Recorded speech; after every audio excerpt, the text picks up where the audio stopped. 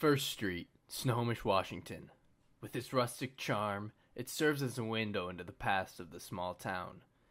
Near the end of the road, you will find the Oxford Saloon. Themed like a Western saloon, the Oxford blends in perfectly with Snohomish's small-town charm. But when you walk around to the back side of the saloon, you get a completely different picture. The back gives a glimpse into the true past of the saloon, a past of prostitution, gambling, drinking, and murder. Like the old back wall, the spirits of those who died in the saloon have stayed there till this day.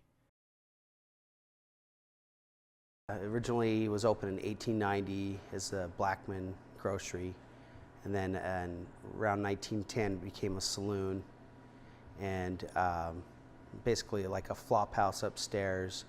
Later on, it became a brothel, and it was ran by this lady, Madam Kathleen, and I'm not sure the time it started and when it ended, but I think it ended around the 40s, and it reopened in the early 90s as the saloon it is today.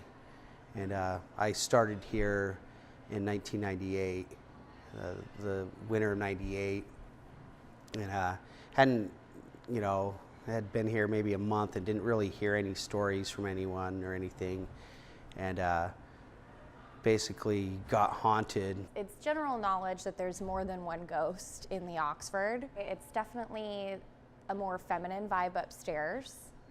It seems like ladies and a little girl, definitely. I had my toddler son up there during that time, and he'd seen a lady in the bathroom and seen blood in the tub.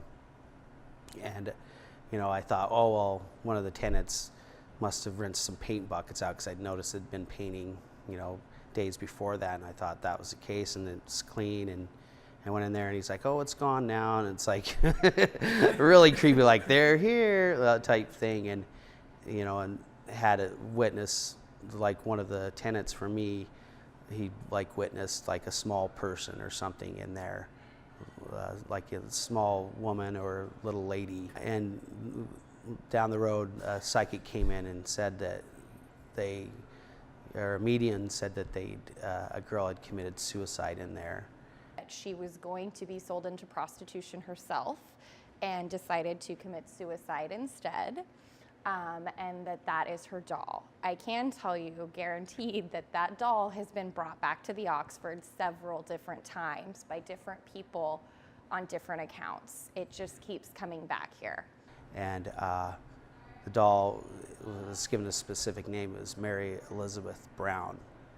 That doll had been brought there because at this time it was an antique store, but it was set up like a house.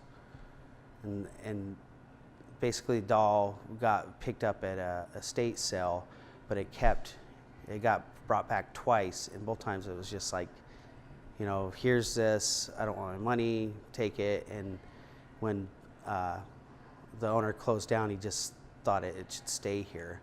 We have Fannie Mae is what we call her. She's our saloon gal picture, and she does not want to stay on the wall. So one of the instances was my husband and father-in-law were here late one night closing up, and the picture was mounted up on the wall, and it fell. And it didn't just fall, it flew into the middle of the floor and slid. And the way that the picture came off the wall, if it was falling, it would have come straight down. It flew and then went into the floor and slid, so that it wasn't like, it could have just fallen off the wall. It was clearly thrown off of the wall.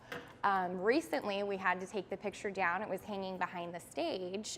We screwed the picture into the wall this time so that it could not move, partially because the house gets so rockin' on a Friday and Saturday night with our live music. We kind of have to screw things in and keep things in place. And the picture one day we noticed had literally, it was like the screws had been pulled out and it was ripped up off of the wall, all except for one screw. These are just a few of the many supernatural stories that surround the Oxford Saloon.